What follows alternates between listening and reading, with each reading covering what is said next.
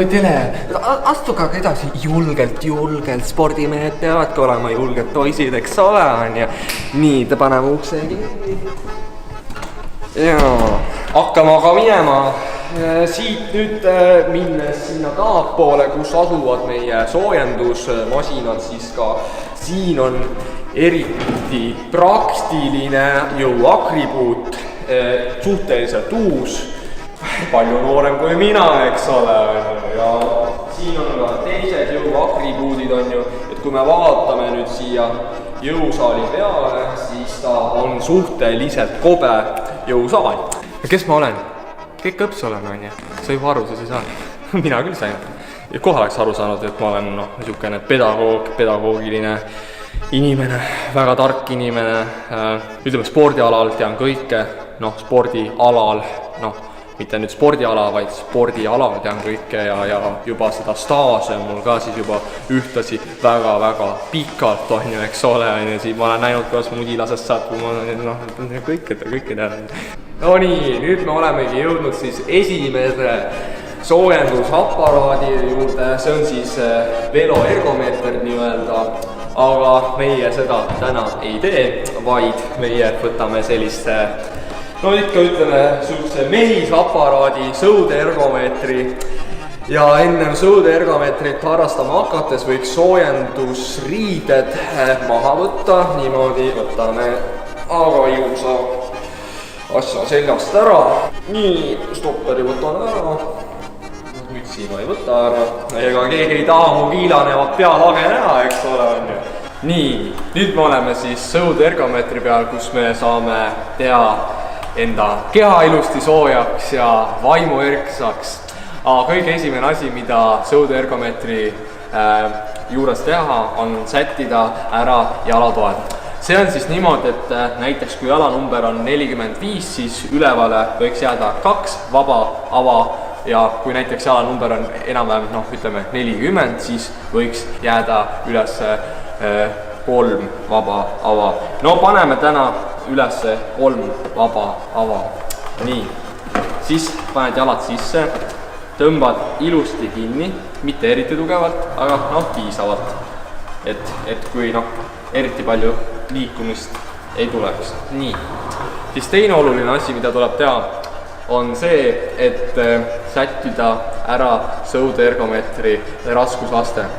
Kui siin teha sooja, siis ma ei soovita panna teil just raskus 10 peale, sest nii tugev ei ole meist keegi, et treenida nüüd siin raskusastmele 10. Tõsi, jõuab küll teha seda raskusega 10, aga see pole lihtsalt nii efektiivne. Aga paneme siis täna raskuse näiteks ütleme 5 peale ja siis võtad käepideme kätte enam-vähem niimoodi, et väikene näpp oleks siin mõlemal pool äärtes ja siis esimese asjana niimoodi jalad surud ära ja siis selg.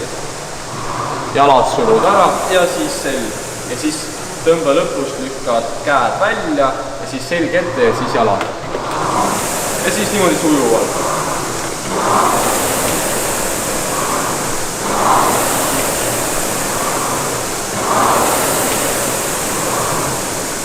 Ja niimoodi siis võiks teha näiteks 10 minutit või 15 minutit või 20 minutit. Ja seejärel võib siirduda siis teiste jõuharjutuste poole. Omal kooliajal ma olin kõva vend. Tegin seda liblikujumist tegin, et meeldis liblikat ujuda. Poisid ütlesid küll, et naiste ala niimoodi, et mida sa liblikat teed, aga mulle meeldis. Panin kinni ja võitsin ja sain medali ja vaadake, kus ma olen nüüd. Koolis kekka õps olen ja esimese jõuharjutusena siis teeksime täna rinnad surumist, tähendab vabandust, vana pea, eks ole, on ju. Nii, teeksime rinnad surumist ja siia siis igaüks võiks valida enda võimetele vastava raskuse ja seejärel, kui raskused on valitud, siis minna siia ilusti pikali, ilusti nagu magaks, nagu tuduks, eks ole, niimoodi. Enam-vähem niimoodi, et silmad oleksid kangiga nii-öelda paralleelselt ja enam-vähem siis põide otsad, noh see on enam-vähem individuaalne, aga enam-vähem siuke kuldreegel on siis see, et käed on siin selle krobelise osa peal ja siis tõstad ära, lased alla ja tõukad alla ja tõukad alla ja tõukad ja siis seejärel paned ära.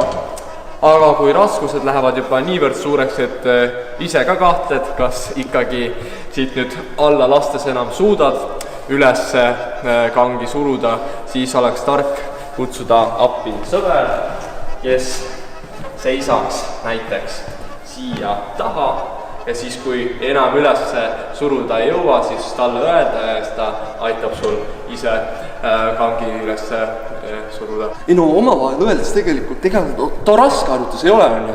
Ta siit niimoodi tõstad ära, lased all. Ei no tegelikult ma olen ka nagu kõva tantsumees olen, et omal ajal siin käisin siin kibedate jalgade tantsugrupis, et seal tegime alati enne jõusaali, tegime poistega nagu. No nii, nüüd me hakkame tegema kangi tõmmet. See on väga spetsiifiline harjutus, kuhu ei saa panna, mille tegemisel ei saa rakendada grammigi nalja, sest siin on väga suur oht tekitada alaselja vigastust. Nii, ja sellepärast me olemegi pannud mulle ümber professionaalse kangi tõstmise vöör ja siis ma teile nüüd näitan, kuidas vastav harjutus käib. Nii, kõige tähtsam, siis ma näitan nii-öelda kaameraga paralleelselt, et kui oletame, et siin on niimoodi kang, et siis sa lased ennast alla, siukse sirge seljaga, et siia tuleks siukene väikene kumerus tuleks sinna sisse niimoodi ja siis tõstad ja langetad, tõstad ja langetad, tõstad ja siis jälle langetad. Nii, teoreetilise osa tegime ära, nüüd lähme praktika juurde. Nii, ilusti vaatad, et kui kang on otse siin all, et need väiksed varbakesed oleksid natukene kangi alt väljas teiselt poolt niimoodi. Ja siis lased ennast alla, võtad jälle enam-vähem siit robelisest osast, võtad kinni niimoodi ja siis tõstad ja langetad, tõstad ja langetad. Ja kui see harjutus on edukalt tehtud, siis arvatavasti mingisugust valu seljas ei tunne. Ja see sai siis meil hetkel tehtud. Nii, järgmiseks teeme siis harjutused hantliga. Selleks tuleb valida jällegi endale sobiv raskus. Võtame näiteks siit kiiresti võtame need 20 kilost hantlit ja siis ütleme tehniline mõte, et kui hakata nüüd treenima niimoodi, siis et keha oleks ilusti sirge, et käedel ei oleks üleliia, et vale tehnikana sa hakkad siin niimoodi paned inertsiga siit on ju, vaid et sul on kontrollitud keha asend, seisad ilusti sirge seljaga ja tõstad rahulikult ja langetad rahulikult. Ja seejärel ongi harjutus edukalt sooritatud. Nii, järgmine hea harjutus, mida võiksid teha ka sina, mida mina kohe hakkan tegema, mina juba tean, mis harjutus on. Esiteks siis tuleb valida enda jaoks sobivad hantlid. Need hantlid muidugi ei ole vastavuses minu sobiva hantli raskusega, aga kahjuks siin jõusaalis lihtsalt nii suuri hantleid, mis oleks vastavuses minuga ei ole, aga samas see on selline rohkem taustainfo ja nüüd lähemalt rohkem harjutusest siis, et võtad selle pingi, lähed siia, lased keha vastu pinki, nii, ja siis hakkad hantleid tõstma. Treenib väga hästi õlga ja trapetsit ja muidu ka väga tore harjutus, kui oled hommikul ärganud ja eriti midagi teha ei jõua, siis tuled siia jõusaali ja viskad ennast pingile pikali ja võtad anti kätte ja hakkad siin harjutust tegema. Vot niimoodi. No kõige olulisem asi, mida siin jõusaalis ka järgida, on jõusaali kasutamise reeglid. Need on sama olulised asjad, kui peale trenni oleks higi otsa ees ja kaenlaalused märjad. Järgmine harjutus on kangiga kükk, kus me teeme jalad priskeks ja tugevaks. Aga kui nüüd minna siia harjutuse juurde, siis meil on ju vabatud siia, no ütleme siuke korralikult. No meeste raskused on ikka peale pandud, no minu masti meeste raskused ikkagi. Ja siis alguses natukene soojendad, vaatad, et kõik oleks hea, mõnus, super, eks ole, on ju. Nii, siis siin on väga tähtis samuti keha asend. Selg peab olema sirgu, kui kang on niimoodi siin õla peal, siis jalad on enam-vähem õlgade laiuselt, kang on siin ja siis lased alla ja kõige efektiivsem, mis nurgani on lasta, siis on 90 kraadi enam-vähem, et enam-vähem niimoodi oleks kõige efektiivsem nurk, sest kui lasta juba niimoodi, siis sa juba lõud sellega oma põlved ära ja kui minna liiga alla, siis see ka ei treeni lihast. Samamoodi käed siis tuleb panna siia krobelis osa peale ja tähtis on ka see, et kükki ajal sul pilk oleks otse, mitte sa ei vaata nüüd siia maha, sa ei vaata sinna ka lakke, ehk siis kogu aeg silm otse. Nii.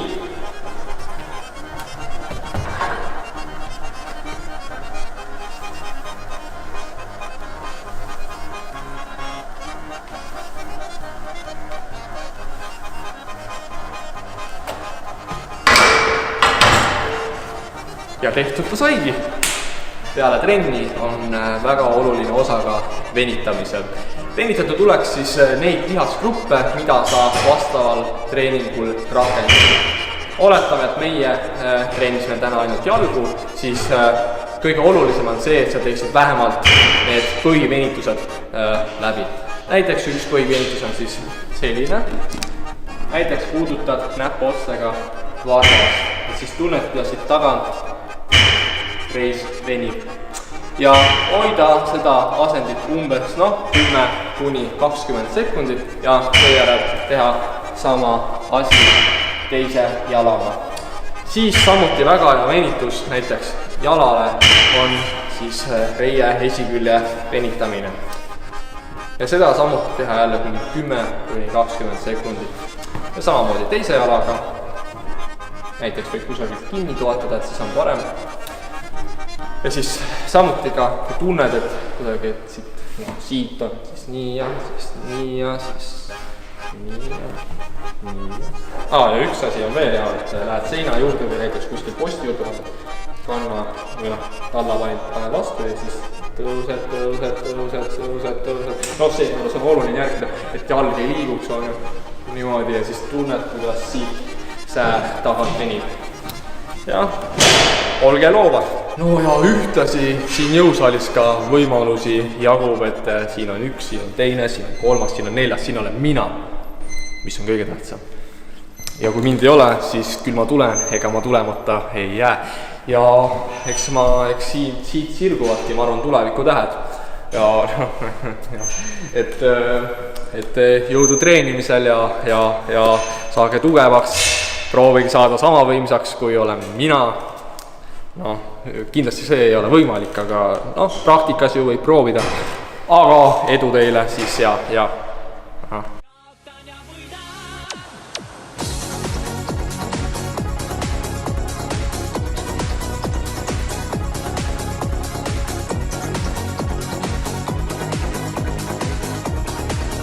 See on sükene.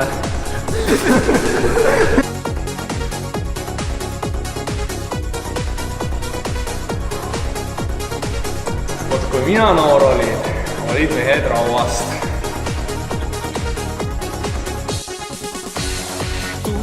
Ega tead ei tahaks olla ikka siin rahva sees tahaks ikkagi olla. nurgale siin tuled, on ju. väga hea.